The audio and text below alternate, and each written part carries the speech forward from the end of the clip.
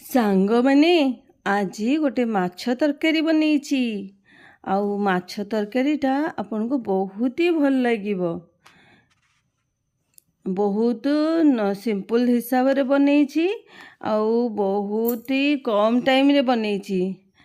ନମସ୍କାର। Hello hello ସାଙ୍ଗମାନେ, ଦେଖନ୍ତୁ ମୁଁ କିଛି ମାଛ ନେଇଛି ଆଉ ଆକୁ ଆମେ ଏବେ ତରକାରୀ କରିବା। ଭିଡ଼ିଓ ଆରମ୍ଭ କରିବା ପୂର୍ବରୁ ସାଙ୍ଗମାନେ, ଯଦି ଆପଣ ମୋ ଚ୍ୟାନେଲରେ ନୂଆ ତାହେଲେ ଚ୍ୟାନେଲକୁ ସବସ୍କ୍ରାଇବ୍ କରିନିଅନ୍ତୁ। ଆଉ ଭିଡ଼ିଓ ଭଲ ଲାଗିଲେ ଗୋଟେ ଲାଇକ୍ ଯେମିତି ହେଲେ କରିବେ। ଦେଖନ୍ତୁ ମାଛ ଦେହରେ ମୁଁ ଯେତିକି ମାଛ ନେଇଛି ସେହି ହିସାବରେ ଲୁଣ, ହଳଦୀ ଆଉ ଟିକେ ଲଙ୍କାଗୁଣ୍ଡ ଦେଇଛି। ଲଙ୍କାଗୁଣ୍ଡ ଟିକେ ରାଗବାଲା ଲଙ୍କାଗୁଣ୍ଡ ଦେଇଛି। ଆପଣ ଯଦି ରାଗ ଖାଇବାକୁ ପସନ୍ଦ କରନ୍ତିନି ତାହେଲେ ଲଙ୍କାଗୁଣ୍ଡ ସ୍କିପ୍ କରିନେବେ।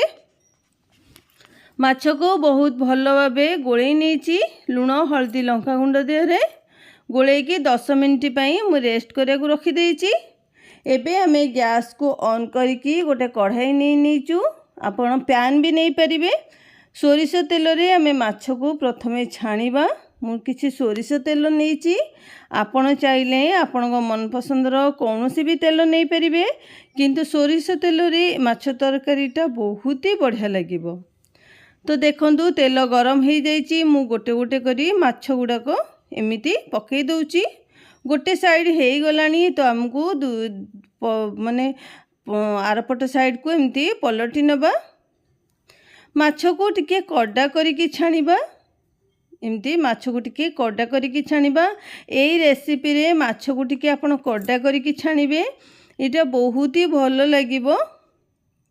ଦେଖନ୍ତୁ ପ୍ରଥମ ପଟ ହେଇଯାଇଥିଲା ତ ମୁଁ ତାକୁ ଓଲଟେଇକିରି ଦ୍ୱିତୀୟ ପଟ ଛାଣିବାକୁ ରଖିଛି। ଦ୍ୱିତୀୟ ପଟ ବି ହେଇଗଲାଣି। ଆମେ ଏମିତି ତେଲରୁ କାଢ଼ି ନେବା। ଯେତେ ବି ମାଛ ଅଛି ଏମିତି ଭାଜିକିରି ଆମେ ତେଲରୁ କାଢ଼ିକି ତାକୁ ଗୋଟେ ପ୍ଲେଟ୍ରେ ରଖିନେବା। ଦେଖନ୍ତୁ ମୁଁ ସବୁଯାକ ମାଛ ଭାଜିକିରି ଏମିତି ପ୍ଲେଟ୍ରେ ରଖିନେଲି। ଏବେ ଆମେ ଚାଲନ୍ତୁ ଆଳୁ ଗୁଡ଼ିକ ବି ଛାଣି ନେବା। ଆଳୁ ଛାଣିବା, ଇଏ ରେସିପିରେ ଆଳୁ ଛାଣିଲେ ବହୁତ ହି ଭଲ ଲାଗିବ। ତ ଏଇଠି ମୁଁ ଆଳୁ ଗୁଡ଼ିକ ଛାଣି ନେଉଛି। ଆଳୁ ଦେହରେ ଆମେ ନା ଲୁଣ ଦେଇଛୁ ନା ହଳଦୀ, କିଛି ବି ଆମେ ଆଳୁ ଦେହରେ ଦେଇନୁ। ସେମିତି ଆଳୁକୁ ଆମେ ଛାଣି ନେଇଛୁ। ତ ସେଇ କଡ଼େଇ ମୁଁ ବ୍ୟବହାର କରୁଛି। ଆଳୁ ଛାଣି ସାରିଲା ପରେ ମୁଁ ଟିକେ ତେଲ ଦେଇଛି ଆଉ ଟିକେ ପିଆଜକୁ ମୁଁ ଛୋଟ ଛୋଟ କରି କାଟିକିରି ତେଲ ଦେହରେ ଦେଇଛି। ତ ମୁଁ ଏଇଠି ପିଆଜ ଭାଜିବା ପାଇଁ ଛାଡ଼ୁଛି। ଚାଲନ୍ତୁ ଆମେ ମସଲା ରେଡ଼ି କରିନେବା।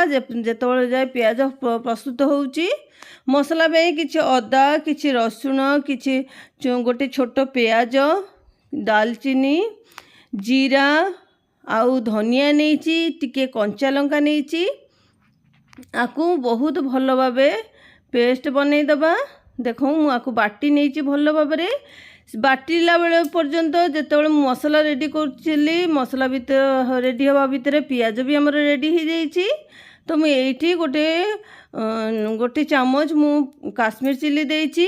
ଏଥିରେ ତରକାରୀର କଲର୍ ବି ବହୁତ ହି ଭଲ ଆସିବ କାଶ୍ମୀର ଚିଲି ତେଲରେ ଦେଲେ। ତ ମୁଁ ଏଇଠି କାଶ୍ମୀର ଚିଲି ଦେଇ ସାରିଲା ପରେ ମସଲାକୁ ଯେଉଁ ଆମେ ବାଟିକି ରଖିଥିଲେ ସେ ମସଲାକୁ ପକାଇ ଦେଇଛି। ମସଲାକୁ ତେଲରେ ପକାଇବା ପରେ ଆପଣ 2ରୁ 3 ମିନିଟ୍ ଟିକେ ତେଲରେ ମସଲାକୁ ପ୍ରଥମେ ଭାଜିବେ। ଯେପର୍ଯ୍ୟନ୍ତ ମସଲାରୁ କଞ୍ଚା ଅଂଶ ନ କଟିଛି ସେ ପର୍ଯ୍ୟନ୍ତ ଭାଜିବେ। ମସଲାରୁ ଯେପର୍ଯ୍ୟନ୍ତ ପାଣି ନ ମରିଛି, ମସଲା ପର୍ଯ୍ୟନ୍ତ ଶୁଖିଲା ନ ହେଇଛି। ଦେଖନ୍ତୁ ମସଲା ଏକଦମ ଶୁଖିଲା ହେଇଯାଇଥିଲା। ମୁଁ ଟିକେ ପାଣି ଦେଇଛି। ପାଣି ଦେଇ ସାରିଲା ପରେ ଟିକେ ହଳଦୀ ଦେଇଛି। ଯେତିକି ଆପଣ ମସଲା କରିବେ, ମାଛ ମସଲା କରନ୍ତୁ ୟା ତରକାରୀ କରନ୍ତୁ, ସେଇ ହିସାବରେ ହଳଦୀ ଲୁଣ ଦେବେ। ମୁଁ ସେଇ ହିସାବରେ ହଳଦୀ ଲୁଣ ଦେଇଛି। କେବଳ ମାଛରେ ହଳଦୀ ଲୁଣ ଦେଇଥିଲି, ତ ମୁଁ ଏଇଠି ଆଳୁ ପାଇଁ ଆଉ ମସଲା ପାଇଁ ହଳଦୀ ଲୁଣ ଦେଇଛି। ଆଉ କିଛି ଟମାଟର ପୁରା ଏକଦମ ଛୋଟ ଛୋଟ କରି କାଟିକିରି ଏଥିରେ ମୁଁ ଦେଇଛି ମସଲାରେ। ଟମାଟର ମସଲାରେ ଦେଇ ସାରିଲା ପରେ ଟିକେ ଏପଟ ସେପଟ କରିକି ମସଲାକୁ ଆମେ ଘୋଡ଼େଇ ଦେଇଥିଲୁ। ଦେଖନ୍ତୁ ମସଲା ତେଲ ଛାଡ଼ି ଆରମ୍ଭ କରିଦେଲାଣି। ତ ଧୀରେ ଧୀରେ ମସଲା ଯେତେବେଳେ ତେଲ ଛାଡ଼ି ଆରମ୍ଭ କରିବ ତ ଆପଣ ଜାଣିପାରିବେ କି ମସଲା ସିଝିଗଲାଣି। ତ तो ये देखु आम ये मसला केमिति पूरा एकदम सुखिला ही आसुची। तो मुझे आउ टिके पानी देदेली जेतिकी आपण तरकारी रखिबे तरकारी पैंकी रखिबे झोल या तो मसला रखिबे तो सही हिसाब से आपको पानी दबाव पड़िबो। एकाथरे आउ पर पानी आउ लागिबनी। तो पानी दे सारा पर आलू गुड़िक भी पकई देइथिली और आउ माछ गुड़िक भी ये पकईदेली। ये एका संगे आलू माछ को आम 2 ରୁ 3 मिनिट सिझाई नबा। तो देखो ये आलू माछ आमर एकदम बढ़िया से हो गलानी। केते बढ़िया से आलू माछ आमर ये तरकारी हो गलानी। तो मुझे टिके धनिया पत्र ये पकई दूची कहीं एबे धनिया पत्र सीजन चली बहुत ही भल से धनिया पत्र मिल जाऊँगी।